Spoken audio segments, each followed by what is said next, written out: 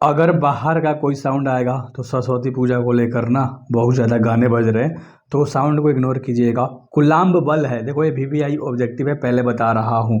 ये बहुत VVI objective है, पहले बता रहा हूँ। लाडलो अच्छे से सुन लो। कुलाम्ब बल है, पहला सवाल है तुम्हारा। देखो केंद्रीय बल और विद्युत बल दोनों होता है, तो ए एंड बी ऑप्शन तुम्हारा सही हो जाएगा। ठीक है, अच्छे से याद रखना। तो सी नंबर पे हम लोग टिक करेंगे। तो पहला का आंसर अच्छे से याद हो गया होगा। अगला जो सवाल है कि संबंध Q बराबर एन ई में निम्नलिखित में कौन एन के समान संभव नहीं है। तो अगर यहाँ पर ये सवाल देखोगे 4.2, ठीक है, रटी रटाई सवाल है, ठीक है, रटी रटाई सवाल है, हूबहू आने वाले सवाल हैं, तो इसलिए मैं आपको याद करा रहा हूँ, रटवा रहा हूँ, एक तरह से समझ लो। अच्छे तरीके से याद करा रहा हूँ, इतना अपने दिमाग में डाल लो। ठीक है, बहुत प्यार तरीके से। चलो, विद्युत फ्लक्स का एसआई मात्रक, विद्युत फ्लक्स का एसआई मात्रक वोल्ट मीटर होता है। अच्छे से याद रखना, सी नंबर ऑप्शन सही है, वोल्ट मीटर होता है, वोल्ट मीटर होता है। और अगला सवाल है चौथा कि दो विद्युत आवेशों के बीच लगने वाले बल नियंत्रण करने वाले नियम कहा जाता है। तो दो विद्युत आवेशों के बीच लगने वाला जो बल होता है वो नियंत्रण करने वाले नियम कहा जाता है। तो जो नियम है वो क्या है? कुलाम्ब का नियम है ना। अच्छे से याद रख लेना, डी नंबर ऑप्शन सही है, डी नंबर ऑप्शन तुम्हारा सही है। सवाल अच्छे तरीके से आप देखोगे और बेहतर तरीके से तैयारी करोगे, बेहतर तरीके से। एक दिन है, कुछ घंटे हैं किसी के पास, तो अच्छे से करना है दीवाने, अच्छे से। विद्युत क्षेत्र रेखाओं से जानकारी प्राप्त होती है, विद्युत क्षेत्र रेखाओं से जानकारी प्राप्त होती है।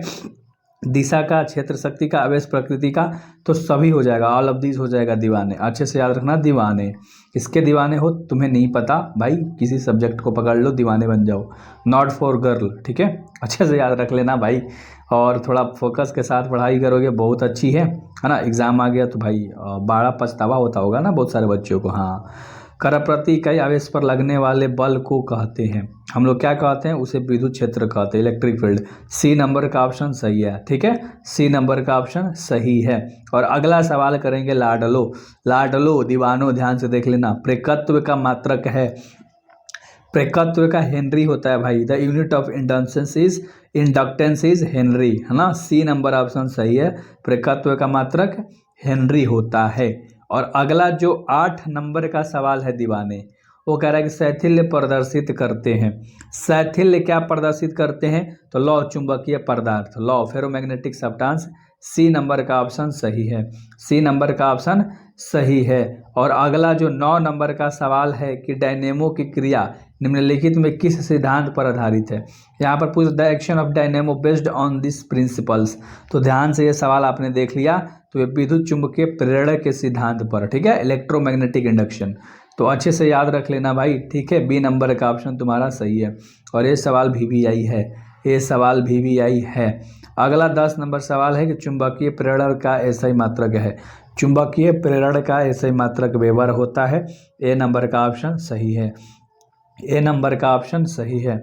और अगला सवाल 11 नंबर कह रहा है कि चुंबकीय विषुवत रेखा नमन कोण का जो मान होता है वो क्या होता है? 0 डिग्री होता है, 0 डिग्री। ए नंबर का ऑप्शन सही है, ए नंबर का ऑप्शन सही है लाडलो, है ना। दीवानों अच्छे से याद रख लो। अगला सवाल करेंगे जो 12 नंबर का सवाल है। लोहा होता है, लोहा एक लौह चुंबकीय होता है, फेरोमैग्नेटिक होता है। अगला सवाल करेंगे 13 नंबर, समरूप वेग से चाल्यमान आवेश उत्पन्न करता है। क्या उत्पन्न करता है? विद्युत चुंबकीय क्षेत्र, है ना, all magnetic field, electromagnetic field. तो सी नंबर का ऑप्शन सही है, सी नंबर का ऑप्शन सही है दीवाने। अच्छे तरीके से याद रखना, अपने दिमाग में यार चीज़ें डाल लो, है ना, याद कर लो, अपने दिमाग में चीज़ें डाल लो, अपने दिमाग में चीज़ें डाल लो बेहतर तरीके से, मज़ा आ जाएगा, प्यार हो जाएगा। चुंबकीय क्षेत्र से गतिमान कण का अपवर्तित रहता है। तो भाई अपवर्तित रहता है क्या? चाल और गति ऊर्जा दोनों, ठीक है, both speed and kinetic energy. तो डी नंबर का ऑप्शन सही है, डी नंबर का ऑप्शन सही है। अगला 15 नंबर सवाल कह रहा है, ध्यान से देखेंगे गाइस, ठीक है। तो सवाल ध्यान से देख लो कि आदर्श वोल्ट मीटर का प्रतिरोध होता है, आदर्श वोल्ट मीटर का जो प्रतिरोध होता है वो अनंत होता है, इन्फिनिट होता है, इनफाइनाइट भी आप लोग बोलते हो, अच्छे तरीके से याद रख लेना। तो ये सवाल तुम्हारे लिए बहुत भी है दीवाने, ठीक है। अगला सवाल 16 नंबर, हिटोस्टर ब्रिज से मापा जाता है, हिटोस्टर ब्रिज से मापा जाता है। क्या मापा जाता है लाडलो?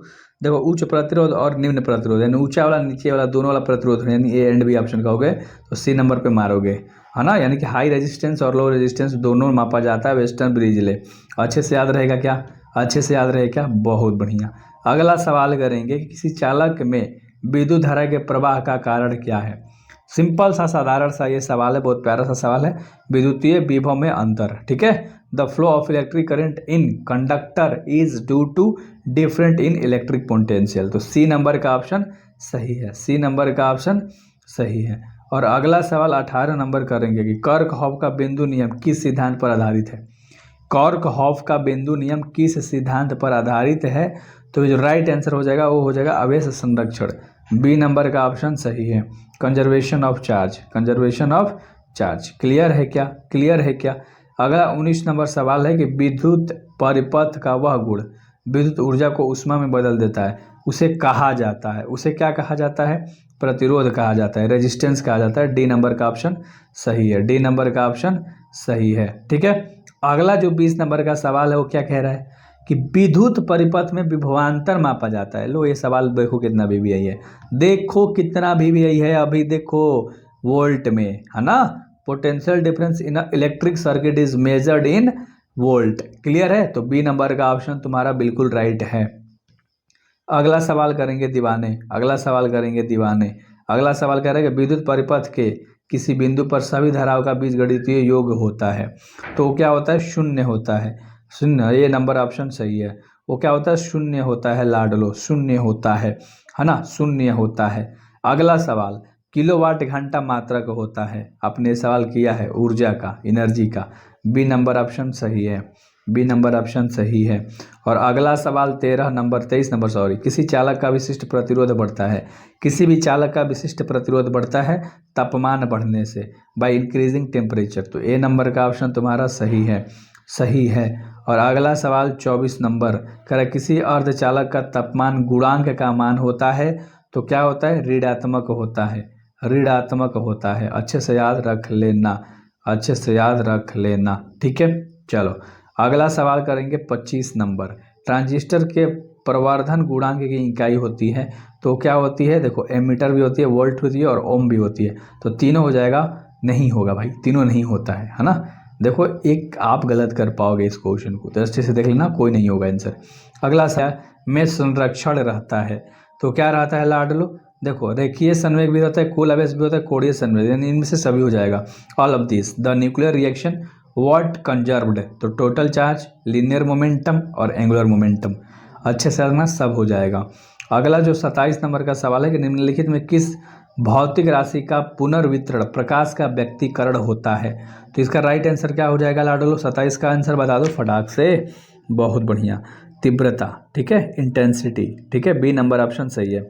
अब इतना तो आपसे उम्मीद कर ही सकता हूँ कि अब तक सब्सक्राइब कर ही दिया होगा, ठीक है। अगला सवाल, एक दीर्घ दृष्टि दोष वाले व्यक्ति को आवश्यकता होती है, एक दीर्घ दृष्टि वाले व्यक्ति को आवश्यकताएं होती है, किस चीज़ की होती है, तो समतलावतल लेंस की, है ना, सॉरी गाइस, समतलावतल लेंस की, है ना, ठीक है, अच्छे से रखना। अगला सवाल के ऊपर बात करेंगे जो कि 29 नंबर का सवाल है। दो उत्तल लेंस परस्पर संपर्क में रखे हैं, तो समतुल्य लेंस हैं, तो वे क्या हो जाएगा, इसका राइट आंसर उत्तल, कन्वेक्स, ठीक है, ए नंबर ऑप्शन सही है। चलो अगले सवाल के ऊपर बात करेंगे, ठीक है। अगला 30 नंबर सवाल है दीवाने कि किस कारण वायु बुलबुला पानी के अंदर चमकता दिखाई देता है, तो इसका राइट आंसर हो जाएगा पूर्ण आंतरिक परावर्तन, total internal reflection. C number का ऑप्शन सही है, सी नंबर का ऑप्शन सही है लाडलो। अच्छे से याद हुआ क्या, अच्छे से याद हुआ क्या।